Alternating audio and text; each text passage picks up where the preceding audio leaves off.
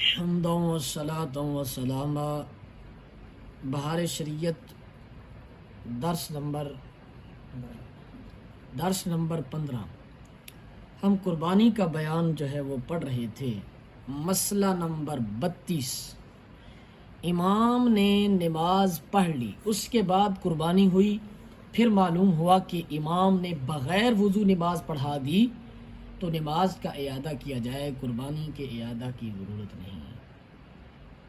نماز چونکہ ناقص ہوئی ہے، قربانی تو ناقص نہیں ہوئی۔ قربانی اگر شرائط کے ساتھ ٹھیک ہوئی ہے تو ٹھیک ہے، نماز کا اعادہ کیا جائے اگر وقت باقی ہے۔ یہ گمان تھا، مسئلہ 33، یہ گمان تھا کہ آج عرفہ کا دن ہے اور کسی نے زوال آفتاب کے بعد قربانی کر لی، پھر معلوم ہوا کہ عرفہ کا دن نہ تھا بلکہ 10ویں تاریخ تھی تو قربانی جائز ہو گئی۔ یوں ہی اگر 10ویں کو نماز عید سے پہلے قربانی کر لی، پھر معلوم ہوا کہ وہ 10ویں نہ تھی بلکہ 11ویں تھی تو اس کی بھی قربانی جائز ہو گئی۔ ایام ثلاثہ ان میں سے جس دن بھی قربانی صحیح واقع ہو گئی تو ہو گئی۔ 9ویں کے متعلق کچھ لوگوں نے گواہی دی کہ 10ویں ہے، اس بنا پر اسی روز نماز پڑھ کر قربانی کی، پھر معلوم ہوا کہ گواہی غلط تھی، وہ 9ویں تاریخ تھی تو نماز بھی ہو گئی اور قربانی بھی ہو گئی، کیونکہ غلط خبر تھی۔ حضور نے فرمایا نسیان، مفہوم ہے حدیث پاک کا، نسیان بھول چوک میری امت سے اٹھا لی گئی ہے۔ مسئلہ نمبر 35، ایام نہر گزر گئے اور جس پر قربانی واجب تھی اس نے نہیں کی ہے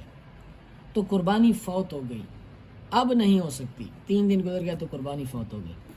پھر اگر اس نے قربانی کا جانور معین کر رکھا ہے، مثلا معین جانور کے قربانی کی منت مان لی ہے، وہ شخص غنی ہو یا فقیر، بہر صورت اسی معین جانور کو زندہ صدقہ کرے، اور اگر ذبح کر ڈالا تو سارا گوشت صدقہ کرے، اس میں سے کچھ نہ کھائے، اگر کچھ کھایا تو جتنا کھایا اس کی قیمت صدقہ کرے، اور اگر ذبح کیے ہوئے جانور کی قیمت زندہ جانور سے کچھ کم ہے تو جتنی کمی ہے اسے بھی صدقہ کرے۔ کہہ رہے ہیں کہ قربانی، پہلا مسئلہ بتایا کہ قربانی کے ایام اگر گزر گئے 3 تو جو ہے وہ اس کی قربانی،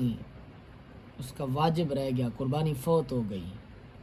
اب قربانی نہیں ہو سکتی۔ پھر اگر اس نے قربانی کا جانور معین کر رکھا ہے، مثلا معین جانور کی قربانی کی نظر مانی ہے تو نظر غنی اور فقیر دونوں نظر میں برابر ہیں اور اسی جانور کی قربانی کریں گے جس کی اس نے نظر منت مانی ہے، پھر جانور بھی تبدیل نہیں کر سکتے، اور اس کو صدقہ بھی زندہ جانور کو صدقہ کریں گے۔ اگر ذبح کر دیا تو سارا گوشت صدقہ کریں گے، اگر قیمت کم ہوئی زندہ کی گوشت کی، اس کی بنسبت زندہ کی بنسبت، تو جتنی قیمت کم ہو رہی ہے اس کو صدقہ کریں گے۔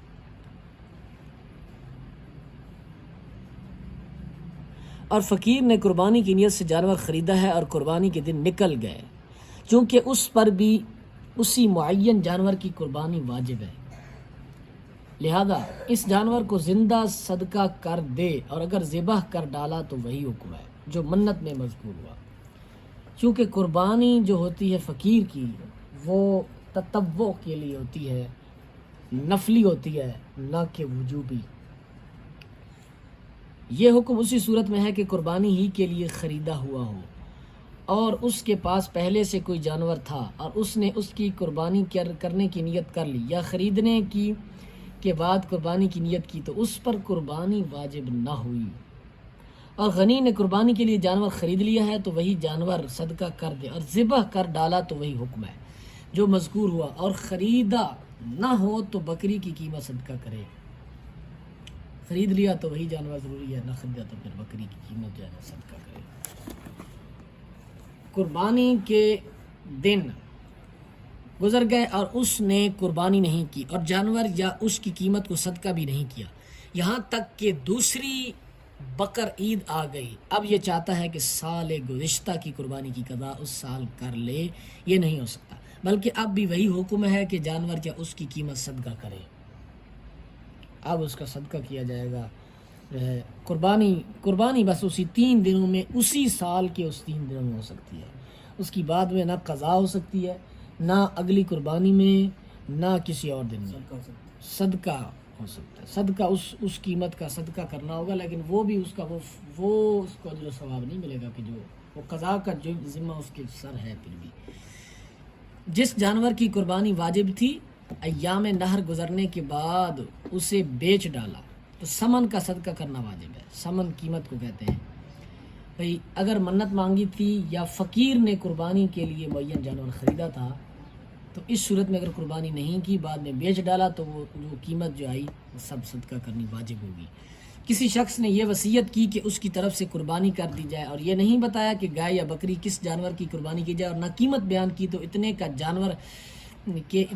کا جانور خرید کر قربانی کی جائے، یہ وصیت جائز ہے۔ اور بکری قربان کر دینے سے وصیت پوری ہو گئی، اور اگر کسی کو وکیل کیا کہ میری طرف سے قربانی کر دینا اور گائے یا بکری کا تعین نہ کیا اور قیمت بھی بیان نہیں کی، تو یہ توکیل یعنی وکیل بنانا صحیح نہیں ہے۔ اگر کسی کو وصیت کرتا ہے تو اس صورت میں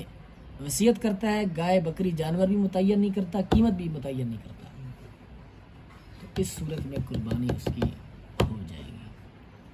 اگلا بندہ جو بھی کر دے۔ ہاں اگر وکیل بناتا ہے اور متعین نہیں کرتا، قیمت بھی متعین نہیں کرتا، جانور بھی متعین نہیں کرتا، جنس جانور کی نہیں بتاتا، تو یہ توکیل کرنا، وکیل بنانا یہ درست نہیں ہوگا۔ قربانی کی منت مانی اور یہ معین نہیں کیا کہ گائے کی قربانی کرے یا بکری کی، تو منت صحیح ہے، بکری کی قربانی کر دینا کافی ہے۔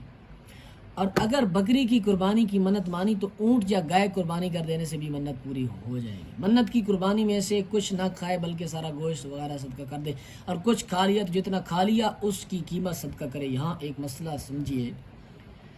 کہ اگر قربانی کی منت مانی اور معین نہیں کی کہ گائے کی قربانی کرے گا یا بکری کی یا اونٹ کی یا کس چیز کی قربانی کرے گا،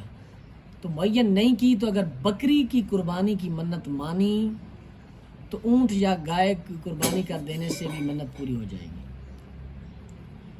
اور اگر بکری کی قربانی کی منت مانی تو اونٹ یا